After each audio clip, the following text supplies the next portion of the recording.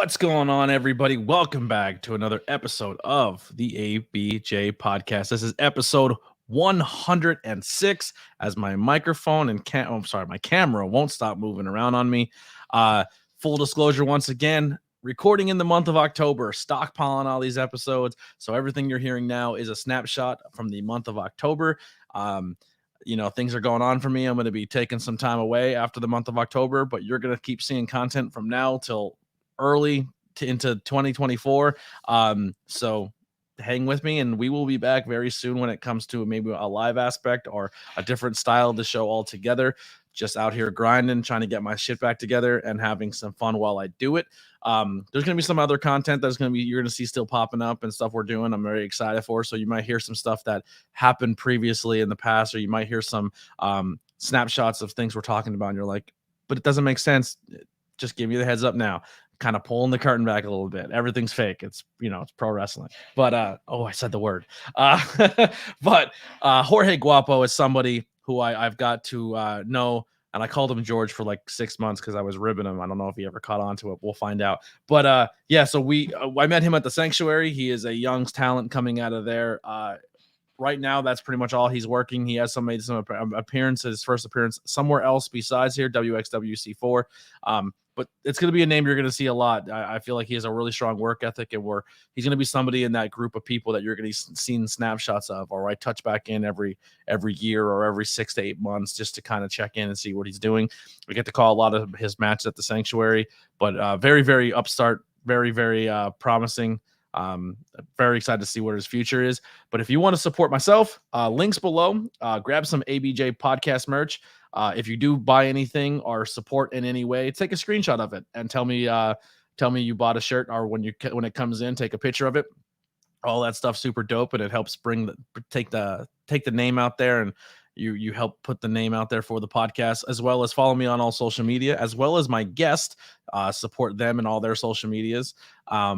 And I'm trying to think anything else that I want to put out. TeePublic has all the merchandise that you're going to look for if you want a certain logo or a certain design.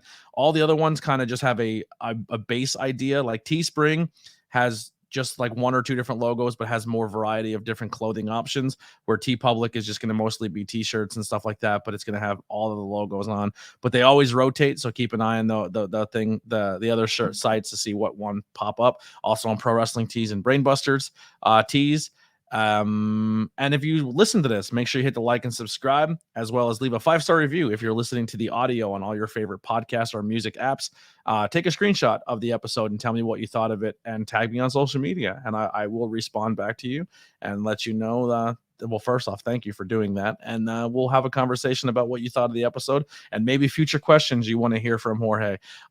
Without further ado, let's bring in my guest, the current, as of October 18th, 2023, current Spotlight champion at the Sanctuary, the one, the only, Jorge Guapo. I'm waiting for streamers to fly in. Yeah, you know what I mean? That's you know what's gonna happen. You're gonna go to another place besides the Sanctuary, and you're gonna hit the ring, and you're not gonna get a streamer, and you're gonna be like, "Oh, that sucks." Yeah. I ran around and gave high fives to make up for it. I was like, yeah. So give the audience a quick idea. I kind of gave you a little bit of a bio, but reiterate for us. Tell us who you are and what you do. I'm Jorge Guapo. I am a stunt fighter as of April 2023. I think it was April 24th. Whenever the Stampede was, that was my first day walking into the Sanctuary.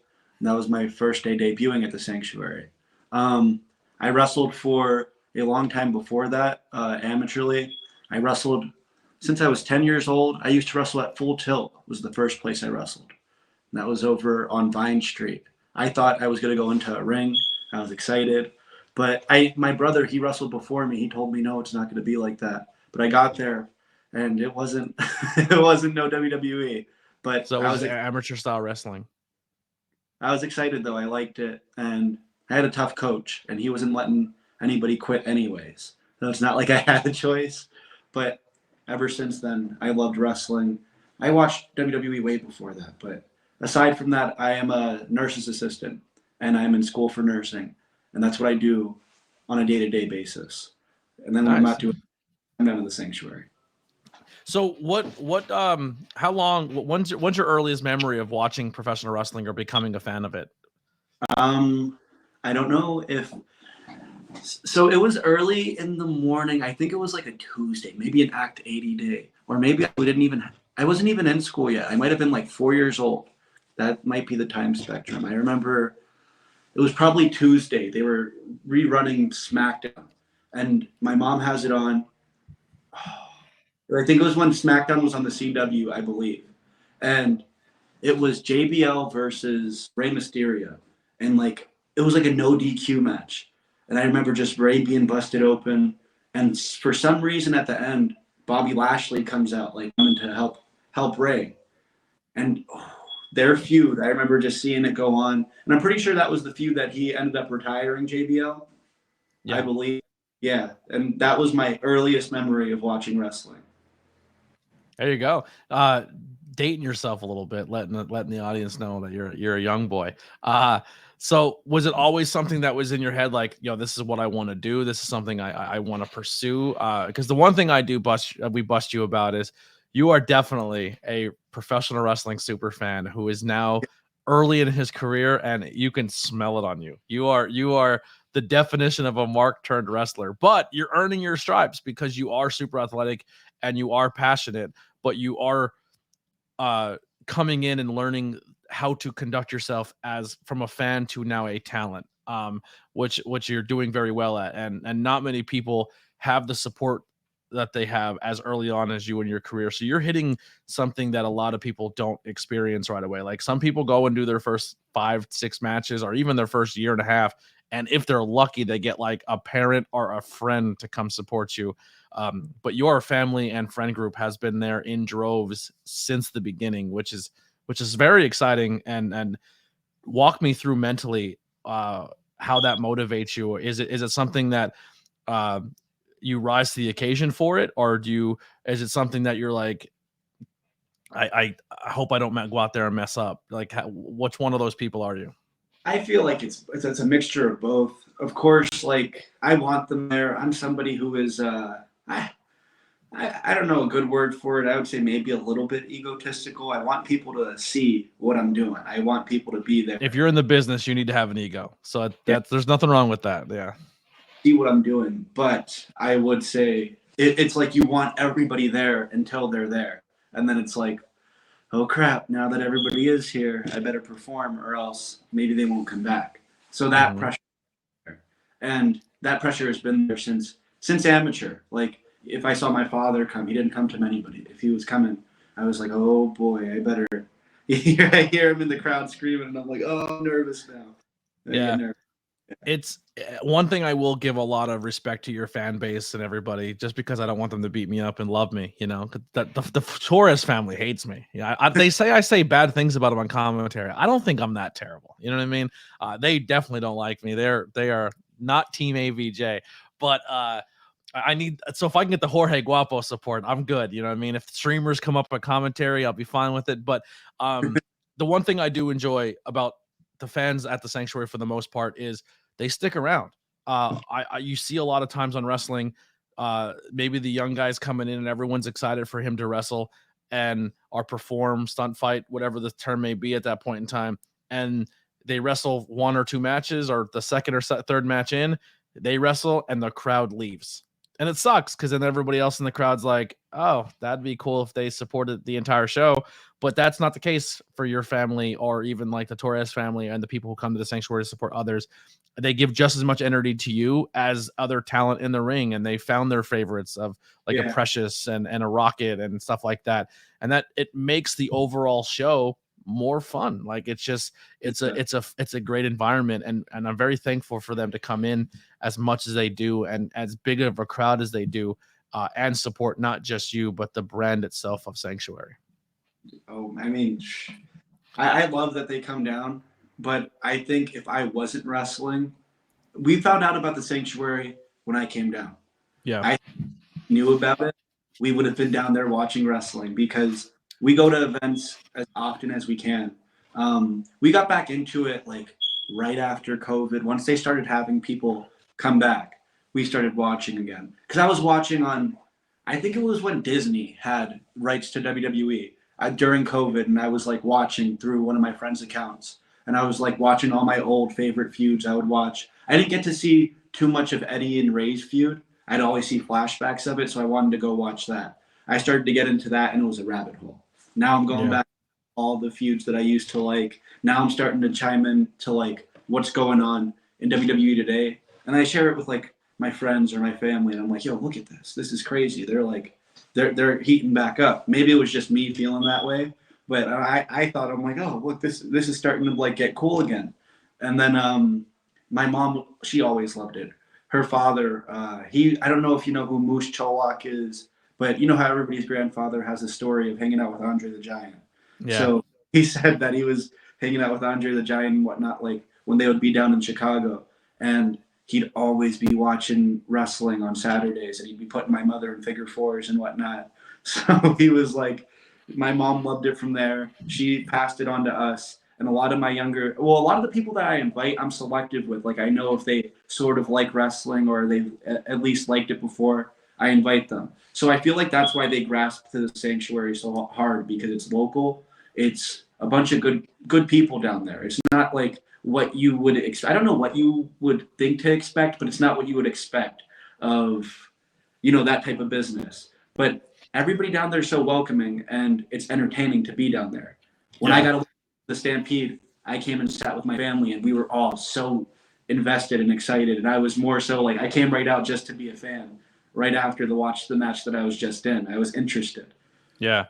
The independent scene in general is very much like you have that personal access, and small shows are a little smaller, and you get to have that intimate interaction at a show that you don't get to have when you go to the big shows like WWE. But I think the Sanctuary takes that and turns it to 11, because there is only so many capacity seats in there, and not many, and we are still growing that audience. So the fact that they come, like, if you're someone who comes all the time, you're part of our family. Like, you're part of our weekly tapings, and we're very appreciative of that. And we get to know you by name, and we get to know you for a person, and we get to feel like, oh, like, maybe I'm pulling back a little too much, but like when we make booking decisions, we're like, oh, people are going to react to this, because we're playing to a smaller crowd as well. And they're just as much part of the show, even if they're not aware of it, as the people that are performing. And it is cool to see it grow and the community getting behind it. And and this season has been a big turning point for people watching online, as well as people supporting in person. Yeah, I definitely feel it when we are putting the matches together. There's spots specifically around the Sanctuary congregation. It's like, no, we have to do this because they're going to be here, and I'm like, of course. Yeah, and I feel it every time. So growing up and watching it today, who are some, I know you kind of said some names like Rey Mysterio and stuff, but who are some names that you attach yourself to, or some people that you try to bring their style into your style and try to maybe pull from a little bit, or some people you that motivates you to do this in this business? Well, I cried when Shawn Michaels was retired. I didn't get to see, the Heartbreak Kid back in the day, WWF, like with his big title run and whatnot. I got to see him when he was, the first time I saw him was WrestleMania 22 in that match with Vince, and they had that crazy, like, I think it was no disqualifications it was great. And their beef with the Spirit Squad. I love Shawn Michaels. Seth Rollins is a big one right now, because once I got back involved and watching, I was like, holy crap, this guy is the Joker. And I'm like, he's great. And he's my favorite wrestler right now, but I enjoy his babyface work, but I feel like it's a bit like, doesn't suit him as well. I feel like he needs a little bit more heel in it, a little bit more dirt. But, and I would say, if I had to put one more on that list, it depends when we're talking. Well, I would say two more. I'd put Randy and Roman Reigns. When you first walked in to the Sanctuary, I looked at you. I was like, yo, this dude he has like a Santos Escobar feel to him. Like, He has a good build to him. He has a great look. He's a handsome kid. Everything about, I'm like, yo, this is like Santos Escobar. Like, we just got us, like, when the first day there, I was like, if he can do 10% of what he looks like, we have a star here.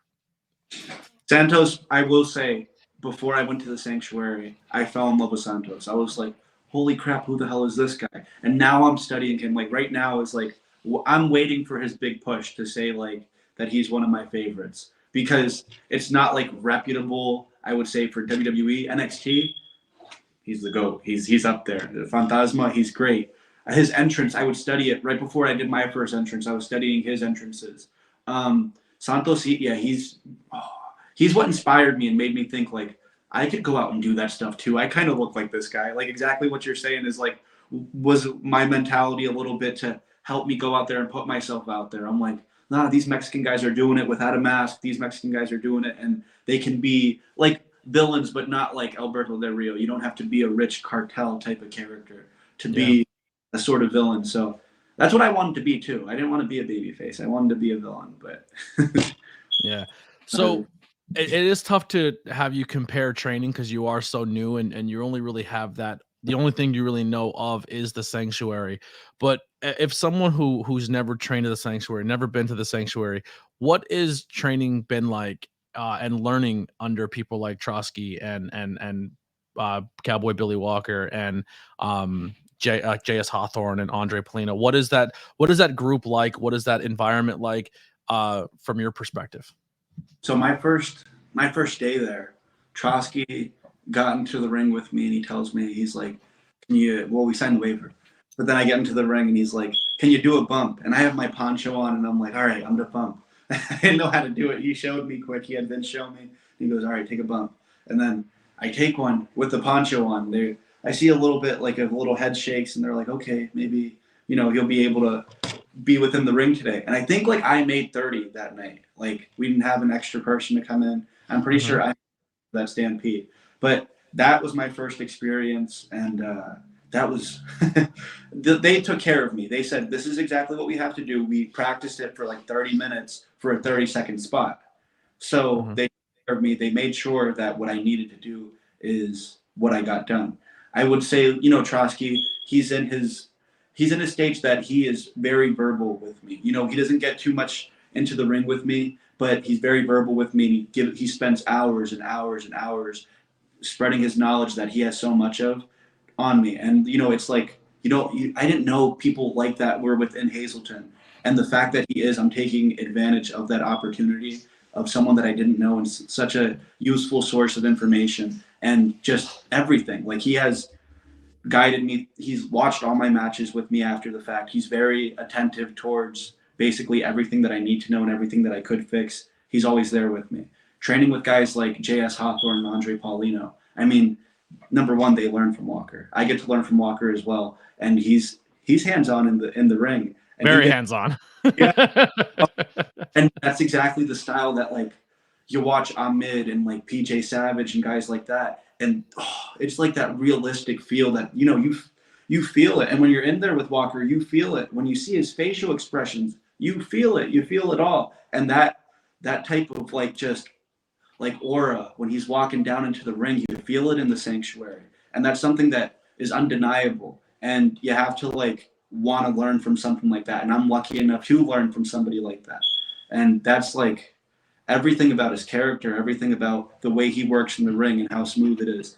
You're trying to watch that when he's working with guys like Palco too. I like the way that Palco has helped me out while he has been there. He just came back in. I got at least like 2 or 3 trainings in with him. And, he's been working with me nonstop. And he has a hard work ethic.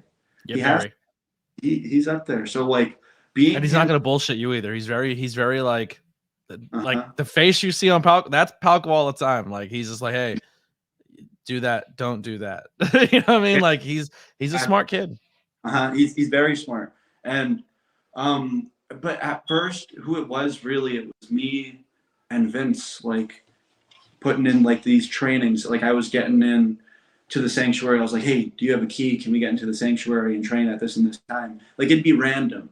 But anytime that I asked, Vince Torres was like, yeah, come on. And that's how I was getting through these early matches that were with Vince Torres. That's why it made sense that I'm training with him and Precious and the other guys in Honor Society.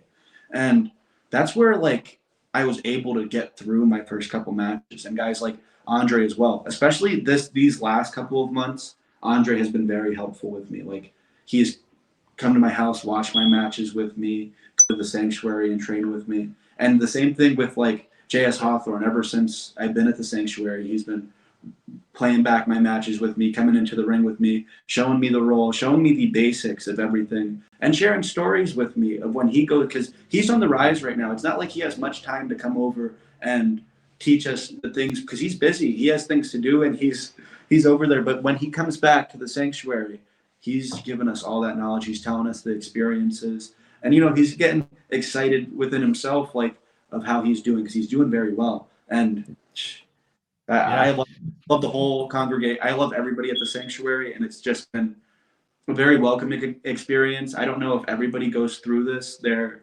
like first 6 months, but I've had like the best first 6 months that I think anybody could have. Yeah, I like I said, I've never seen so much hands-on when it comes to training and aspect. I've only really get to see that so much at the sanctuary because of the way things are done there. It's helped me a lot. Like I went to a few training sessions and just kind of like played referee, and I just so I can be in there and see more from what you guys do in the ring, so I can translate that to commentary and better myself. But it, like I said, but we're always very grateful of not just like Trotsky and Walker, but we take it back even further. We like if you look at the bodies and the people that they have been working with and the people they have helped morph and help become who they are in the business, and people who have walked through the doors of the sanctuary, we're very thankful for everyone who's ever walked through those doors, whoever walked in that ring and stunt fighted for that company, and say like we hold that standard of like, yeah, Colby Carino has been here. This is Ace Austin's building. This is Jamie Senegal's building.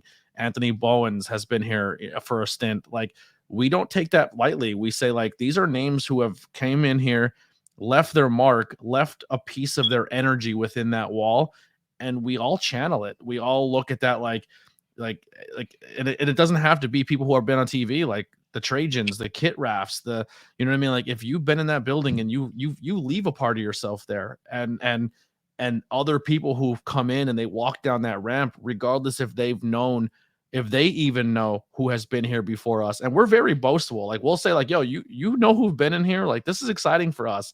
You know what I mean? Because it's not a venue that travels. It stays where it is. It becomes it's its own character. Like we say, the sanctuary congregation. The sanctuary is in itself its own part of the show. It's important to us, and like you feel it when you walk in. It does have a different vibe and feel than anywhere else you're going to work. The family over there, and it's a welcoming family.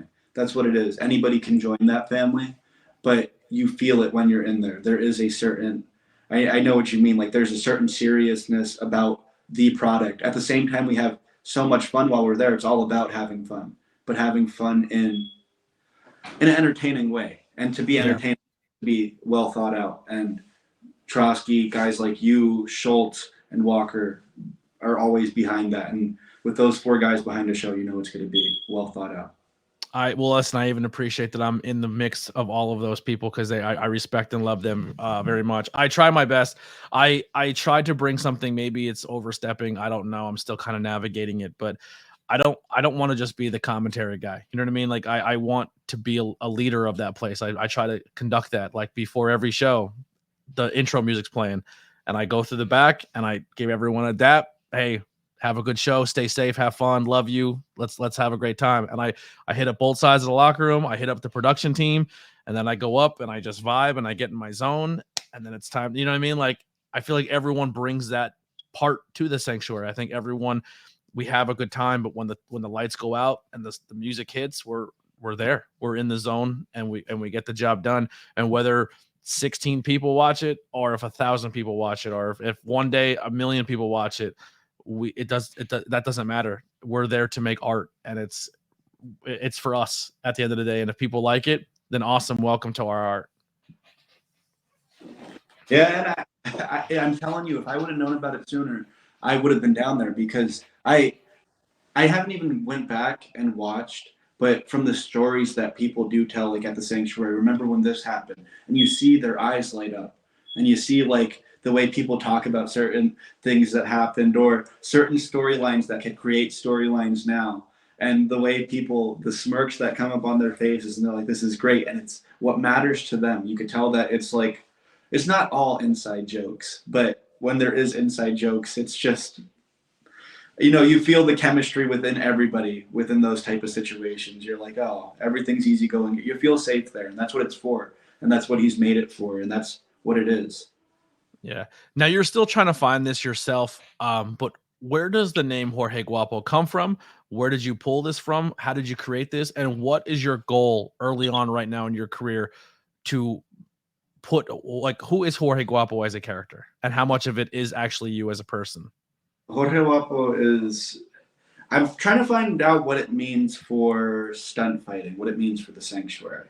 To me, my friend, you know how people would call themselves Rico Suave, or he's like, oh, that guy's smooth. You call him Ricky Smooth, you call him Rico Suave. But I was like, what would be like a cat? And this was like in 8th grade. I used to like try to rap battle people on the back of the sports bus, or I try to rap battle people at football games. And you can't go up as Jeremy Aquino. I'm not going up. You have to have an alter ego, and that alter ego helps you write certain things or get into character. So when I was trying to go up and rap battle people who were like juniors in high school, and I'm an 8th grade kid, I have to be Jorge Guapo when I go up. So I just picked that name because it reminds me of something like Rico Suave. But I was just like, what's a cool name? And I remember like George Lopez. People always said my father looked like George Lopez, and I I just always like correlated George Lopez, like he's part of my family almost. So when I thought Jorge, and I know that I'm handsome, I'm a handsome dude, and that there's stats to back it up. But the thing is, I'm a handsome. There's stats to back it up. The thing is, I just happen to be handsome. When I come into the congregation, everybody, it's a thing. The thing was, the guys, they feel some sort of way when I'd walk through in 8th grade. When I walk into the locker room, everybody stopped talking about what they were wearing and everything else, because Jorge Guapo walked through. That's why I wish I was a heel, because I could lead into it. It's more Plenty of time left. Plenty of time. Yeah, I guess it's more so like Jeremy. I'm not really that confident, but when I could make myself into a character, Jorge Guapo, he was like my confidence as I would like do certain things, like rapping in front of a bunch of people and just freestyling it. As a kid, it's like funny, but you still feel the pressure of it. So you try to go into like this alter ego, and that's the thing. Like it's kind of like a mask. It's like a luchador's mask. It's what they would like hide behind. So I guess that character was more so like my confidence in high school. I would go and I would try to lead student sections, and like at the football games, I would paint my face all over. Ever since I was like in 7th grade till I was a senior, I'd love to go to student sections, be Jorge Guapo, and get everybody involved. And that's what you see kind of at the sanctuary that reflects now. It's always been kind of, I wanted to be like a leader towards people, into getting them happy and to getting them into a good mood. It was always for entertainment. And I got to experience that with you very early on. So you came in, you did your first rumble, and you did your own, like it was only a couple second spot.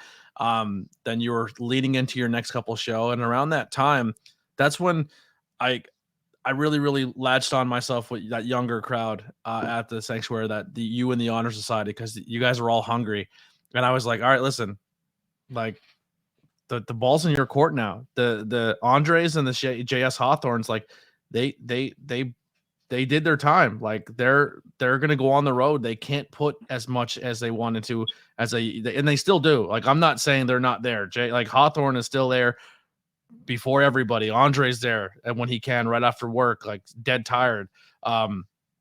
They're definitely not relinquishing that role yet at the sanctuary, but it's your guys' time now as those new students and those new people to come in and hold that down.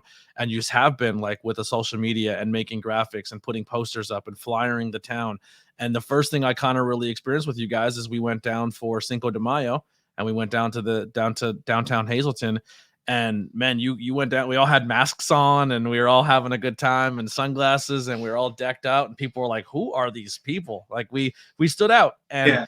and you just took to it. You were like in front of a crowd. You're like, this is what I do. And you went up and you took the microphone from the band and you cut a promo in Spanish and you said everyone like come to the sanctuary and here's what we're doing. And I was like, this kid, that's like, there's no shyness if there's a large like you thrive with a bigger crowd. Like that's kind of where you are. And I was like, it impressed me. It definitely impressed me. If we're talking origin stories and whatnot, it's definitely like from sports, from when I'm a kid in sports. I was a decent wrestler, but the thing was, I was always worried about the crowd. I was always worried about doing a big move for the crowd, and I would fuck myself sometimes. I don't know if I'm allowed. No, you can curse. Yeah, you're a showman. Real bad sometimes because, and like if you go and talk to my coaches, and I had great coaches back in high school, and I worked with a great team, and they would always tell me the same thing. It's like, stop trying to do the flashy stuff, like because it's not getting you anywhere. You're losing points. But I was there for the crowd. I was there for a big highlight reel move that I could post on my Instagram and like talk about. But the thing was, like, when it came to very serious matches where we had to get down and get to it, it was my fireman's carry. I'm in a tie up and I'm trying to work on top. I'm not trying to do anything flashy. But it took a lot of maturity because that's the only reason I ever wanted to wrestle was to be entertaining. The only reason I ever wanted to do any sports is to be entertaining, be on those highlight reels that you would watch on YouTube as a kid. That's all I watched as a kid was like highlight reels. And I was like, I want a moment. Everybody wants a moment. And I guess more so like that's where that comes from. Like my attachment to like get onto the moment. Everybody's watching you. It's like because of that. It's because, okay, this is the time that maybe everybody is looking and that I could have that moment. It's all about like entertaining. And that's also like what I do at work too. What I do at work, it's because I love taking care of people, but it's because I want to be the best person to take care of you. If this is a high pressure situation where it's like you need somebody to lean on, I'm going to be that person. I'm going to be the best person for it. That's like that work ethic for it. And it's with whatever. It could be anywhere from being a nurse's assistant to being in front of a bunch of people having a good freaking match. We're beating the hell out of each other. It was all, and yeah, I think you just gave me a character arc for you that I'm going to lean on in commentary is you live or die by the sort of entertainment. Whether if you're going to lose a match, it's because you're going to try to do something flashy and you're going to try to showboat a little bit, but you're going to try not so much showboat, but you're giving people their money's worth, and it may or may not cost you the match or not. Like I think that's a cool dynamic to your character that you're yeah, and that's the thing. Like your coaches may hate it and your fan base may hate it, but if it's kind of like the Showtime kick for Anthony Pettis. If it lands, you're a hero. If you mess it up, you look like an idiot. You know what I mean? And I think that would be a good character trait for you as their stunt fighter is like you may make a mistake and get a roll up and lose a match, but at the end of the day, you tried something you should or shouldn't have. But the second you do land something cool, people are going to be like, "That's why we love them." You know what I mean? That's what it is. And that's what made people, I always watch my matches back and you hear the crowd like, Russell Smart, Jeremy Russell Smart here. But then I would do some funky stuff. Ben Askren created the funk and I loved it. It was a dive at an ankle. Instead of sprawling and actually defending, you would let the guy get your leg. Let him get so deep in on your leg, he's going to take you down. And then you grab his ankle and you roll and it looks flashy and you put him on his back and the whole crowd, there you get a pop. I didn't know that I lived for a pop my whole life, but that's what it was. And that's what I lived for. I remember there was this like one time that I was doing wrestling before I got into stunt fighting. And that was, we were wrestling at Penn State Altoona and it was a big tournament. It was probably like 32 teams. 32 teams brought 16 weight classes apiece. And they're from guys from Virginia, New York, and whatever. And Penn State Altoona's gym is, it's gorgeous. They have like a Megatron, or a Jumbotron, and they have like, it's just a bunch of seats. These seats were filled up. There's probably like I would say like 2,000 people. And like, no joke, there's 2,000 people to watch the finals of this wrestling tournament because it's a big freaking, I think it was called the Sheets Holiday Classic. That's what it was. And I got out early on. I don't think I placed at that tournament. I was fucking around and I was trying to do big moves. I got out. I went two and out. But I remember another kid went 2 and out. And They have one when in wrestling tournaments, they start out with the whole gym filled up with mats. It's like 8 mats and then a bunch of wrestling going on, whistles all over. It's very confusing. You have to lock in like mentally. It's like the best way I can describe it, because I was getting into watching amateur wrestling because it's a very fun sport to watch, and I got into it more because I was becoming an MMA fan, and I was like, man, all MMA's base is mat wrestling, so I wanted to learn it. But it reminds me of like if you watch poker on TV, the World Series of Poker, there's 100 tables, and then as more people get eliminated, it comes down to the final table, and all those other tables don't matter anymore, and now all eyes are on that one. Oh yeah, and that's where like that entertainment style comes in. Like as much as it's like amateur wrestling, when you come down and it's like a parade of champions and they're announcing your record, your age, like what you have done in the past, like it's crazy. And they have the spotlight following you down. You come walk up, you're waiting in the center of the mat. They announce the other kid, you both shake hands and you run. And the next time you see each other is when you shake hands to wrestle. So it's right now, it's like warm-ups, and we're like the kids are warming up and whatnot. They're getting ready for the parade of champions. Everybody's in the bleachers, and there's a couple kids on the mat. And I don't know why, but we did. Me and my friends start little test of strength. We get in, test of strength. We're rolling around, and we're just doing stuff like that we've seen on TV before. Before we know it, everybody like clears out, and it's just me and him in the ring. And we're like, oh shit. So I don't know. I think I like quick give him a kick to the stomach. I hoist him up. I sit out, power bomb him, and I hear the whole crowd. There's so many people.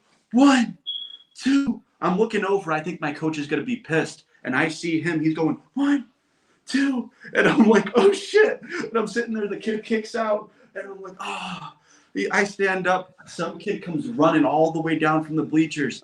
He gives me an RKO. Bang. I find this perfect time to run out, and I left. And they eventually end up getting yelled at. Like, they're like, all right, guys, calm down. But for that moment, and for that false finish, I felt it. And I knew, like, from then on, I'm like, oh, I wish I could try this shit.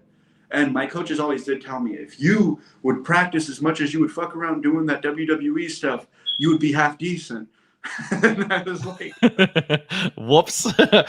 So how did you find the sanctuary? Like, how did you stumble across it? How did you find out that it existed? So being a nurse's aide, I got my brother into being a nurse's aide, DJ Dito, he's taken over. But we'll get into that. But DJ Dito, he also works over in Weatherly sometimes. So sometimes when you're working on the floor, a resident may have an appointment, and that resident may need assistance on that appointment in case they got to, do whatever at the appointment. So they'll say to any aide on the floor, they're like, hey, who wants to go on this appointment? And a lot of people are like, no, I don't want to go on an appointment. I don't want to be stuck. I came to work, whatever. Going on an appointment isn't too bad. You get to ride in the van. You get to talk to the residents. So my brother's like, I'll go on the appointment. And I was actually looking around at a lot of schools. I was going to a couple events nearby Hazleton, like things that used to be in Hazleton and whatnot. I'm going to see them in different places. And so my brother brings that up to the guy who's driving the van to go to the appointment. And the guy goes, why are you going all the way up over here? Why are you going all the way up over there? You said you live in Hazleton. Why don't you go down to the sanctuary? And he goes, the what?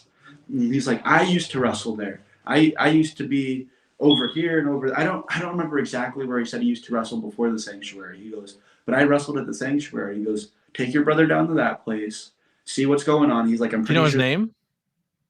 No. And that's the thing that like is so, it gets us so upset because I brought it up to people at the sanctuary and everybody says that. Do you know his name? And I'm like, we're trying to find him. We're waiting to go on another appointment to find this guy. But yeah.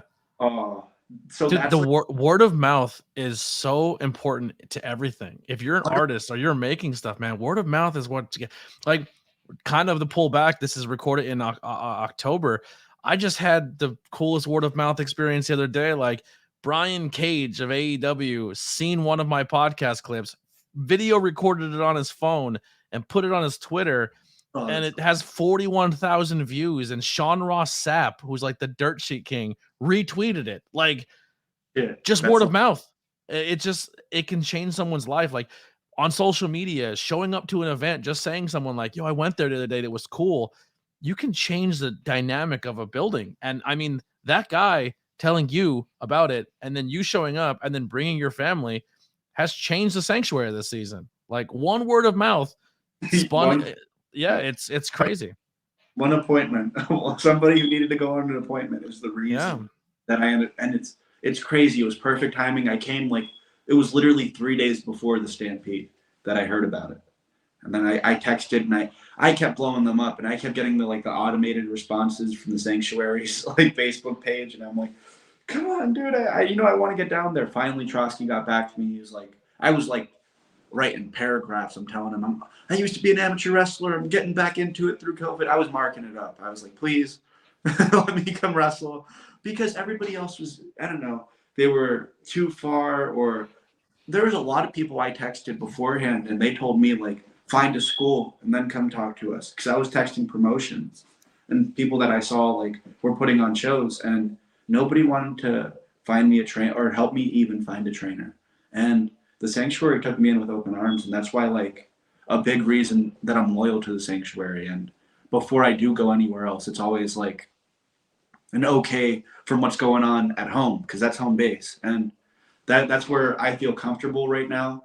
And aside from all that, that's where all my friends are. Like I did this before, but it's fun to put on shows with your friends.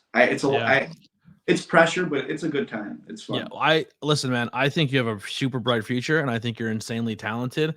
But I'm going to be the first one to tell you, and I'll tell it to people like Andre and JS Hawthorne and everything out there. Find other schools. Go and make those connections. Go and get those training sessions. Like you're young, and if you have a day that you can go and there's not a booking at the sanctuary, go to a Three Legacy show. Go to Catch Point. Go to Worldwide Dojo. Like, you're making these connections, because here's like the thing. Just recently, we had a few people from Catch Point show up. We've had people from Worldwide Dojo show up. We've had people from Create a Pro show up. You know what I mean? Like Monster Factory show up. We've had people who come. Make those connections. Find out through them. Hey, can I come up for a day and train, like a day training? Can I just come up and support a show and work ring crew or do whatever I got to do? Get your name out there. Start finding people. Start, you know what I mean? Like, and that's the thing too, is like Hawthorne's going out there and doing that.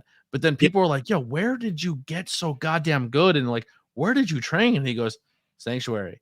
And then people will come to the sanctuary because we sell it like, hey, first Fridays, bro, anyone can show up. And if there's something you want to work on, or there's a match you always wanted, but you can't get anywhere else, come on a first Friday and let's get it in and let's have some fun. And it spawns that. Come on a first Friday. If there's a title you ever wanted, come on a first Friday, because I'll be that Mummers title. Get that Mummers title. What's a mummer? Like oh, you don't know what mummers are. So all right. So I want to do this on the fly. So the mummers are, they're like a marching band thing out of like the Philly area, and they look like peacocks, man. They wear these giant outfits, and they wear all these crazy extravagant clothing, and they play brass instruments, and it's I'm not going to go through the whole history of the mummers here.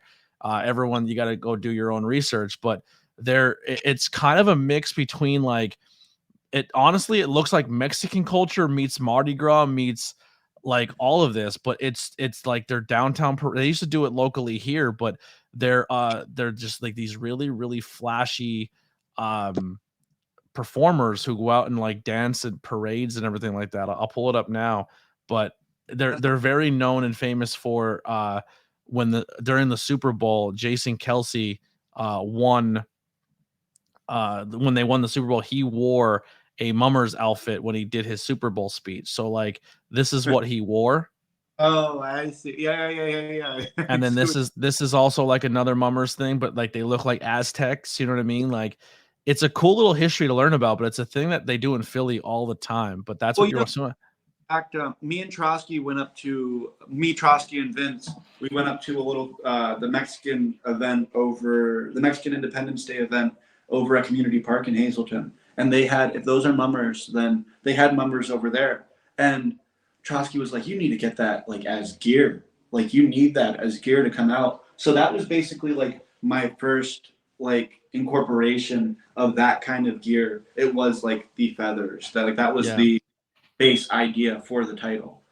When I got So when it no, comes to your heritage, and it is very important to you and as also your character, what do you lean on when it comes to that? Because I don't want to assume, but you also come from like a biracial family as well. my mother's Puerto Rican, but she was born in Chicago. Both of her parents were born in Puerto Rico. And my father, he was born in Mexico and lived in Mexico up until he was about 21, I believe. And that's when he came up to New York. And basically, I don't remember anything from New York. All my cultural background comes from playing soccer at the community park, working at certain places that the Mexican population is a little bit higher. It was more so like just being with kids in school and learning about my heritage, being friends with my other Mexican friends is basically where I get my heritage from, because other than my father being Mexican, I don't have any family out here. I don't have any, like, nobody. We are the only, like, from my mom's side, my dad's side, there is no cousins within like a 100-mile radius. It is just us. So it was my dad basically playing his music, taking us to certain like soccer events or Mexican restaurants or just other Mexican friends when we go over to a cookout or something. That's where it all comes from. But I've never been to Mexico. I've never been to Puerto Rico. It's I've been to Chicago and I've been to New York, and that's where I go to see my family. But Yeah. other You know than who that, you should hit up? She's someone I've been friends with for a very long time. I think I kind of introduced you a little bit to her at that event in Cinco de Mayo. She's Mexican descent, and she's a rapper. Her name is Miss Lily. She's very very good. She actually was like on like Americans Got Talent, but like the Mexican version of it, and she went very far. Like, reach out to her and see if she has a song that like you can vibe to, and like yeah, you think she would bring make in the local Mexican culture into your entrance music and use her. Like, she's super dope. Like, I'm a good friend of her. it a survival? Yeah. She'd sing a Somebody song. should. Yeah, Oh, she's so talented that it's something we can maybe look at in the future for you. that's what I've been trying to incorporate. I've been waiting for like a First Friday or something just to like bring some of the local, like I said, Gerardo, DJ Dito, he started out doing podcasts in our garage, literally like a block from here. He started out doing podcasts there, and he would just do local rappers in Hazleton, Wilkes-Barre, Williamsport. He was just getting them to come up, and he was putting on a whole like, he would call it NEPA Fest. He would go up in the Strand, rent it out, and have like 10, 12 rappers perform back to back to back. And I wanted to just like incorporate that to the sanctuary, where those Let's 10 do it. come to the sanctuary and walk out each one of the performers with their own song. And it's a way to promote them. It's a way to promote us. It's a way to promote Dito. It's a way to promote ABJ. It's a way to promote Jorge Guapo. It's everybody. Everybody wins. That's the beautiful thing, man. I remember when you guys first came in, he was like, I don't really want to do the wrestling thing, but this is what I like to do. And I was like, there's a spot for that here, man. Like, interview talent. Like, just because I do it doesn't mean you can't. Like, use that on your platform. Get the name out there. I'm not trying to be the only one talking to independent wrestlers. The more people that can do it and get that name out there, that's beautiful.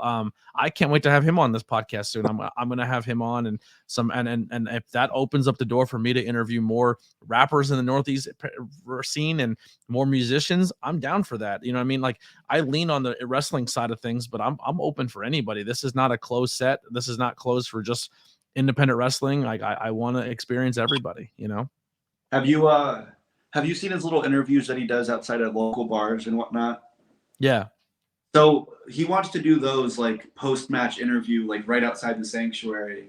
And I feel like Yeah. us getting posted on there, he has 33, I think, 0.6 as of right now, followers on Instagram. And they're all local, because not local like right here, but all Pennsylvania pretty much. So Yeah. that would be that would be gas. That would be very, very Yeah, I fun. recorded something with him recently. I'm waiting for it to air. I'm excited to see how it goes, because he's seeing what's trending, and he sees the trend. Like, there's people out there who see trending stuff and just rip it, right? but he sees trending stuff and says, how can I put my flavor to it? And I love that about him. And I think that's what makes him stand out. Yeah.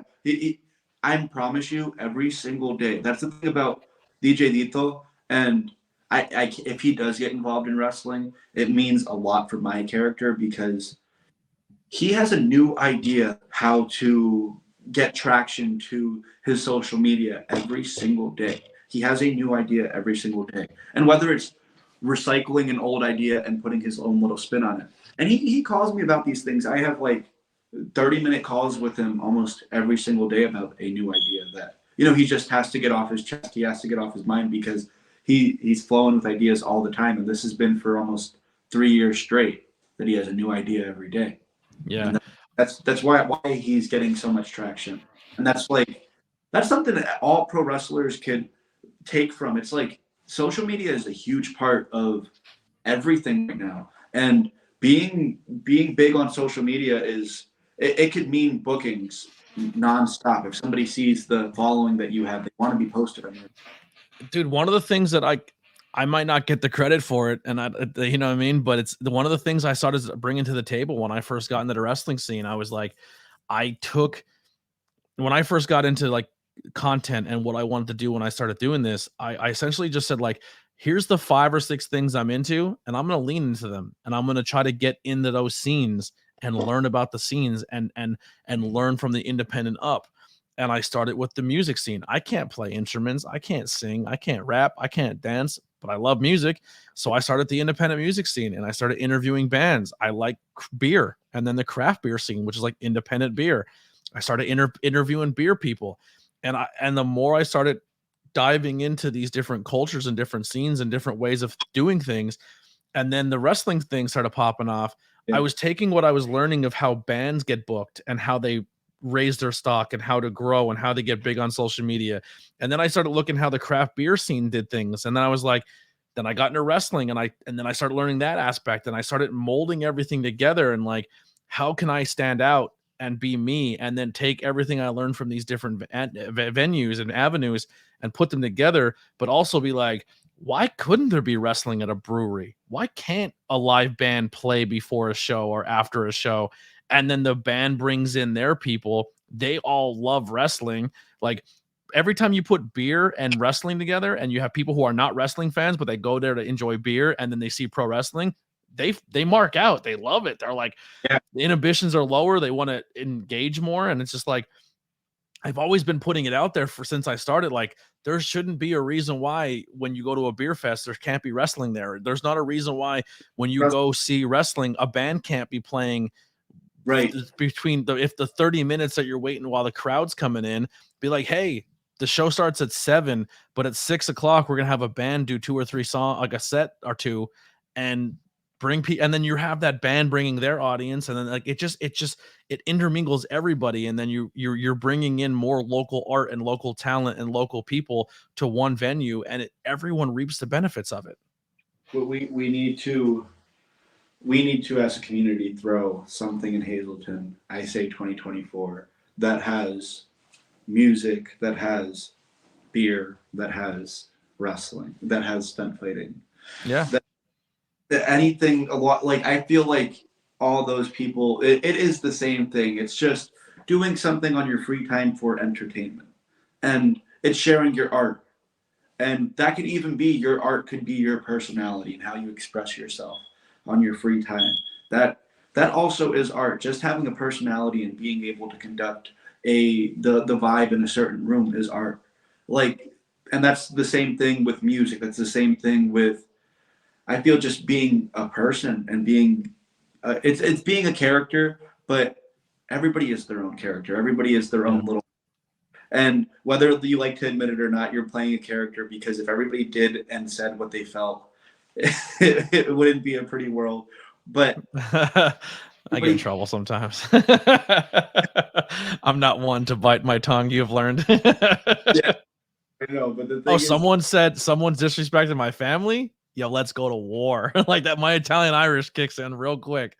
You have to play a character then too, because as much as maybe I don't want to be the antagonist or be like, you said something, come over here. Like, you're not going to say that about my family. Then you have to play the mean, evil, freaking the Lion King. And that's a character you have to play. I just don't know how much of my character is what I'm here now and when on the bubbly side, or how much of it is when I'm angry. You know what I mean? Like, it depends on the audience. It depends on the rating of what's going on. Yeah. So Jorge, where can people find you on social media? This is a terrible question because we talked beforehand. You still have to build that up. So as we just talked before, I just changed my Instagram to Jorge Guapo 570. Thank you. Me there. I will be coming out with a page on Facebook that would be labeled Jorge Guapo. I'm gonna get that going. And Twitter. No. You should definitely. When it comes to the independent wrestling scene, Twitter is a good place to be. I have a Twitter, but I get too vulgar on Twitter. I would have to make a new Twitter. Make a new Twitter. Yeah. Jorge Guapo on Twitter. Whatever it is, the links will all be below when it's all made and said and done. You remember TBHs, how people used to post TBHs? Yeah. I used to do that on Twitter, but TBRs, the to be rudes. So I'd have to make, because I'll get canceled or something. Yeah, probably. Yeah. Old tweets. No one go look up his old Twitter account. But man, thank you so much for this. I appreciate you so much. That you're very young in your career and the future is bright. Go out there and get that reps in, man. Go reach out to the Ricardo Rodriguez. Like literally within a 3 to 4 mile radius or 3 to 4 hour drive from where you are right now in Hazleton. There is so much out there. Like you can hit up the Ricardo Rodriguez's, you can hit up world famous CB, Catch Point Wrestling, Creative Pro in New York, Johnny Rod's up in New York. You know, go up there and get some reps in with Billy Walker. The world is your oyster in this Northeast wrestling scene, and go get it. You know what I mean? And the more you go out there, don't think you're not being loyal to the Sanctuary, because the more you go out there and get your name, people are going to say, where did you get this base from? And that's when you say the Sanctuary, and then be proud of that. You know what I mean? It's being stuck in your 20-mile bubble is not going to help you grow. And especially, you know, you're looking at the world of Nick Wayne's and Billy Starks and Jordan Oliver's. You don't have to wait till you're 20, 30, 40 years old to think you've paid your dues. Go start paying them now. Thank you for having me on. I appreciate it. I love having you being the voice of my career, and I'm definitely going to get out there. So if you're watching this and you want Jorge Guapo on your show, you let me know, because I'm here, baby. Jorge Guapo, Rico Suave. He's got the stats to prove it. We'll see you guys next time on the ABJ podcast. Here is some music by the Converse Kid.